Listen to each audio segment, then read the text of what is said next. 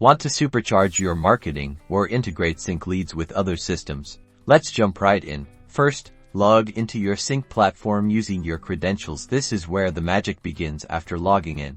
Locate the Leads section, which is typically found in the main navigation menu. Click on Leads now. You are in the lead management area, ready to start exporting. Within the Leads section, you'll see a list of your valuable leads. To export these, you'll need to find the export option. Look for a button or icon that will be labeled something like Export Download, or a data icon like an arrow pointing downward. Within the listing, this function will be your key to gaining the lead data. Clicking the Export button will bring up options to define what we want to export. This is where you get detailed.